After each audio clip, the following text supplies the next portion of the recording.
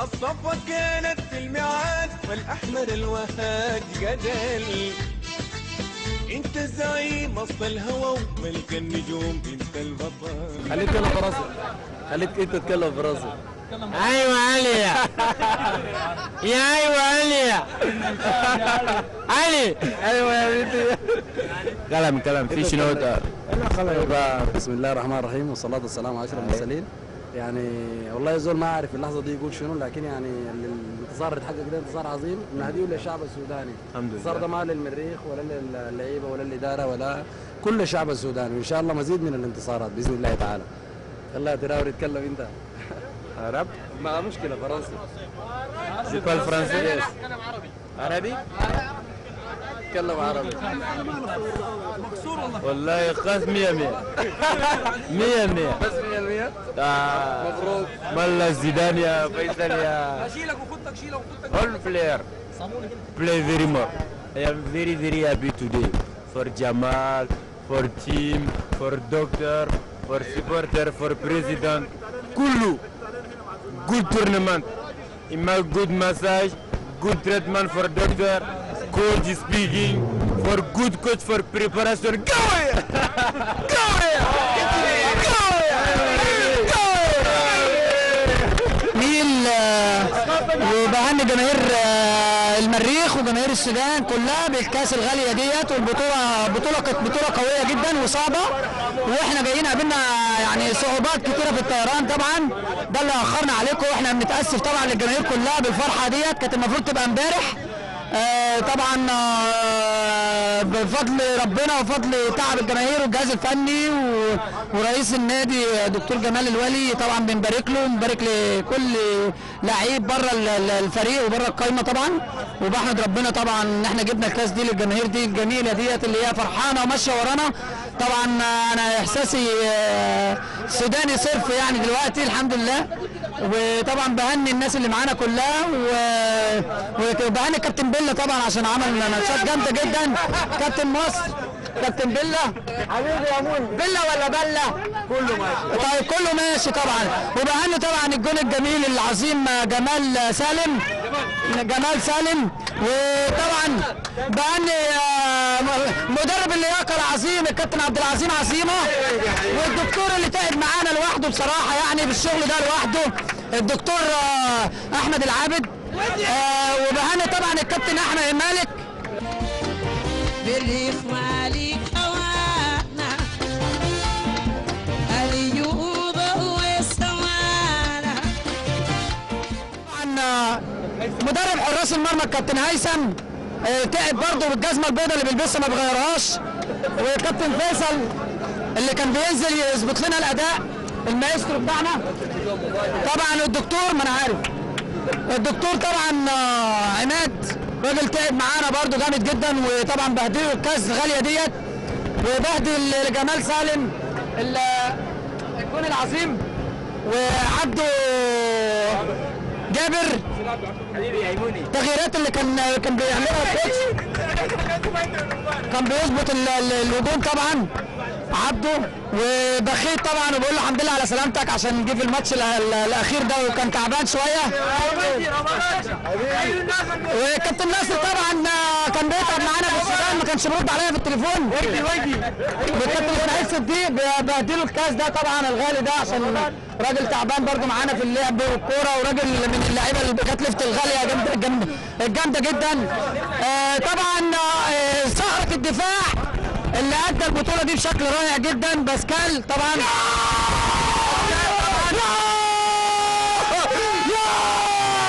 وطبعا دكتور نص الملعب في البطوله ديت امير كمال، طبعا بهدله الكاس ده طبعا بهدله الكاس الغاليه ديت.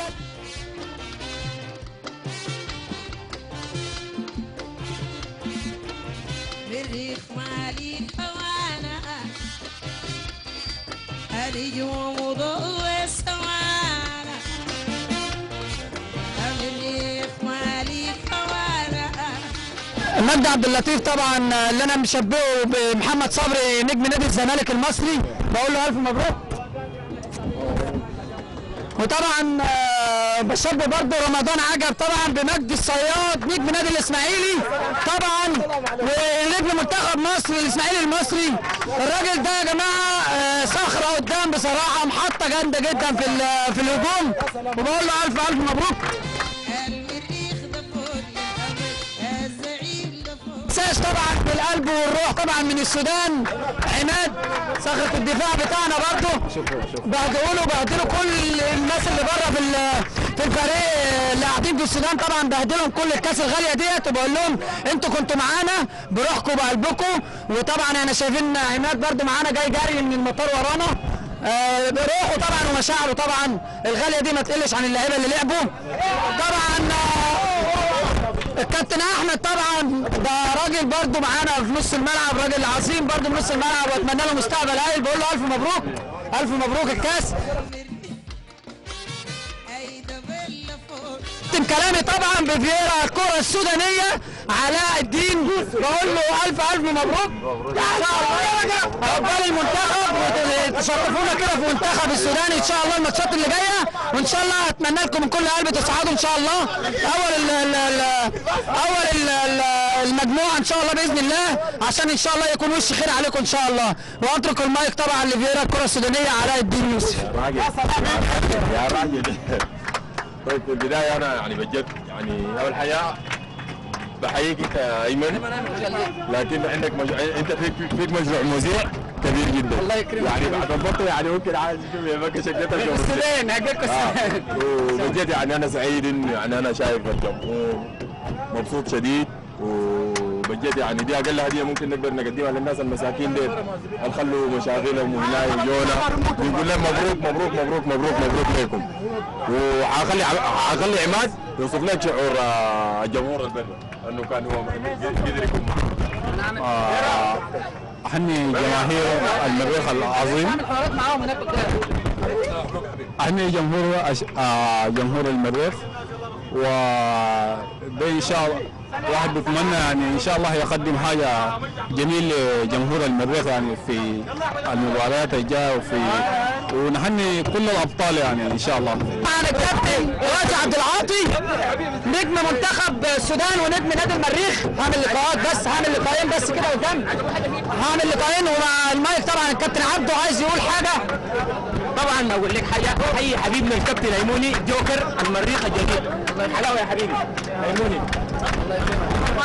طبعا الكابتن مالك طبعا بقول له ايه شعورك في احراز البطوله الغاليه ديت يا كابتن مالك؟ تمام هو مش راضي يتكلم مكسوف طبعا.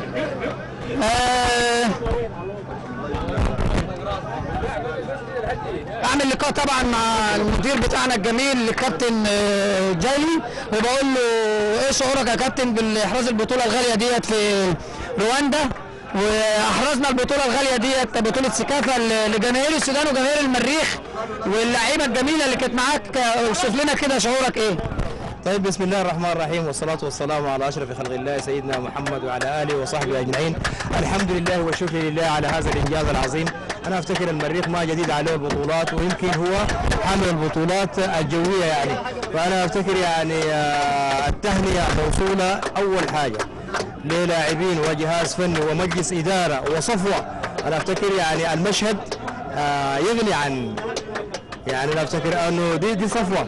انا افتكر انه اتمنى انه يعني توفيق للمريخ في مقبل المباريات القادمه، والمريخ موعود على اساس انه يحقق انجازات للكره السودانيه عامه، وهو كالعاده به يعني. طبعا بشكرك يا كابتن وبشكر مجهوداتك وتعبك، كنت عارف احنا تعبنا قد ايه واحنا جايين، وطبعا الفرحه دي كانت المفروض تبقى امبارح طبعا، ومتاسف طبعا لجماهير السودان طبعا ان احنا وقفناهم في الشارع مده طويله، بس والله غصب عننا، وطبعا الفرحه بتنسي كل حاجه ان شاء الله. ننتقل طبعا لمدير الكوره الكابتن حاتم عبد الغفار، ورئيس القطاع الرياضي رئيس البعثه ورئيس القطاع الرياضي بنادي المريخ وعضو مجلس اداره الكابتن حاتم عبد الغفار. ايه شعورك يا كابتن حاتم باحراز البطوله الغاليه؟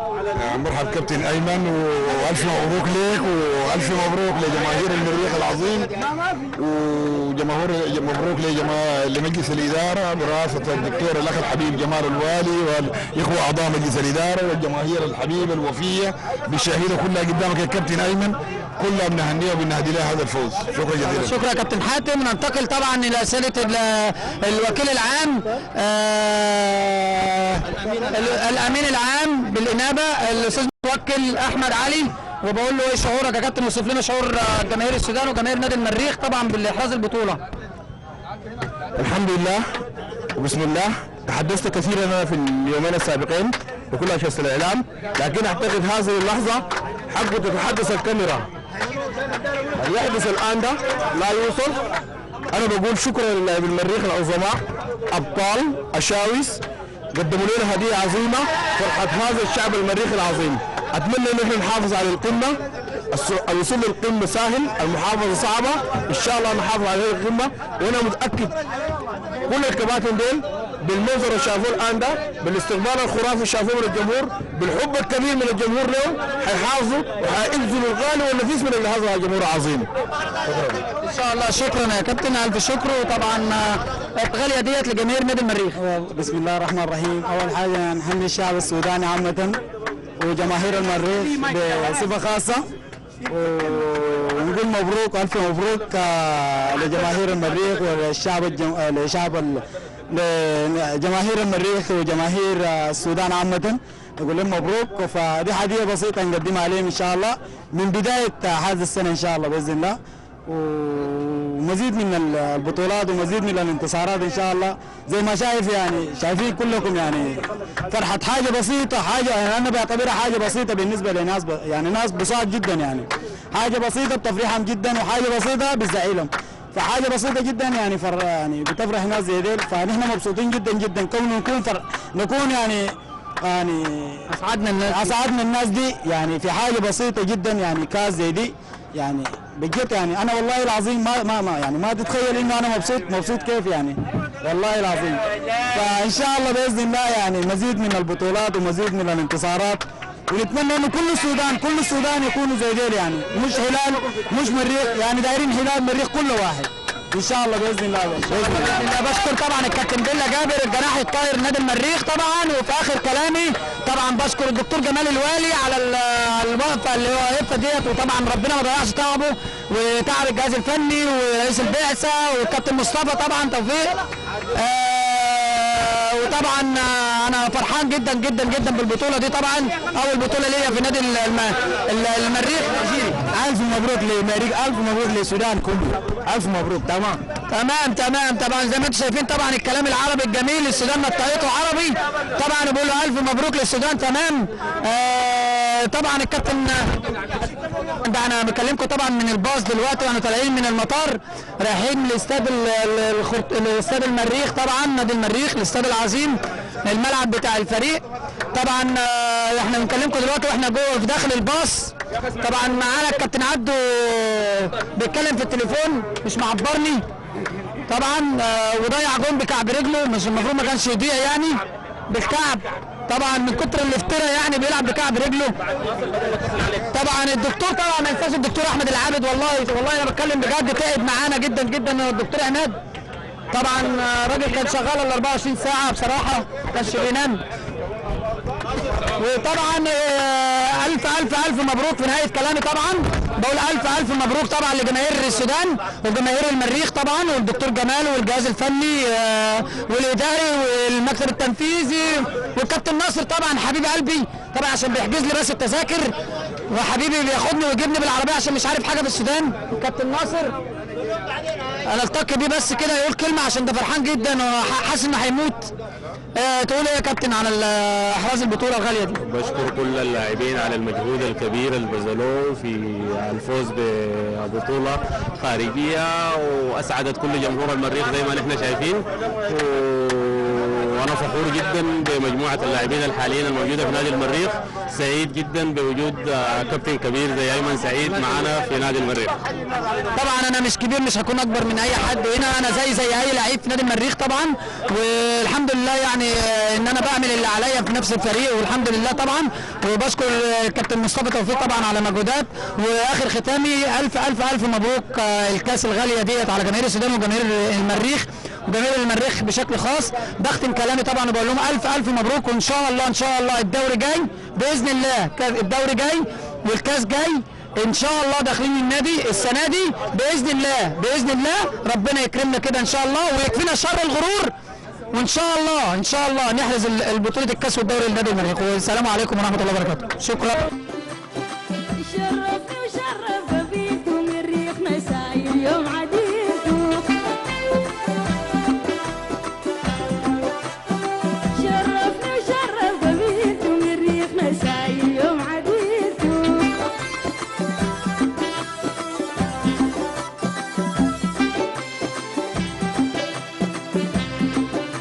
يريقنا يا الفارس الهمام الليلة ساير. يريقنا يا مالك الزمام الليلة ساير. يريقنا يا الفارس الهمام الليلة ساير. يريقنا يا مالك الزمام الليلة ساير. يريقنا ذا العز والكرام ولعيبته يجري من الملام الليلة ساير. شرفني وشرف قبيلكم الريق مساير يوم عديلكم.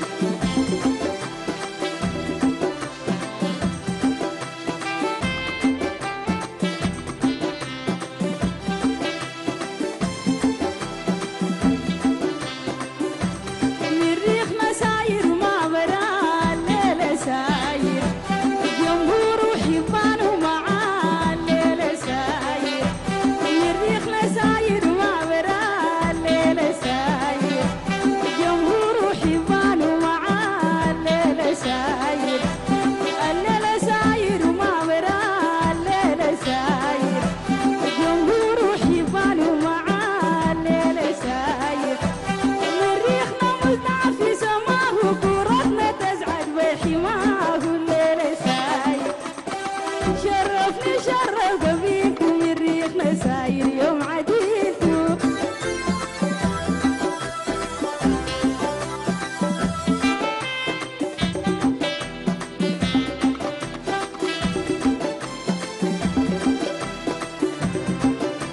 يريقنا يا فارس الأمار الليلة ساير. السلة سيف وسط دار الليلة ساير.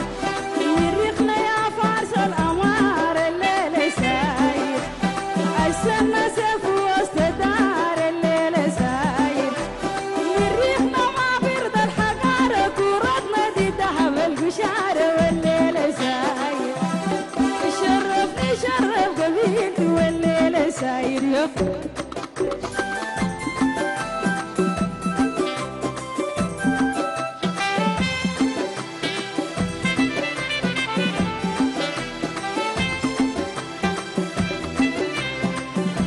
الريقنا ساير وما وراه الليلة ساير.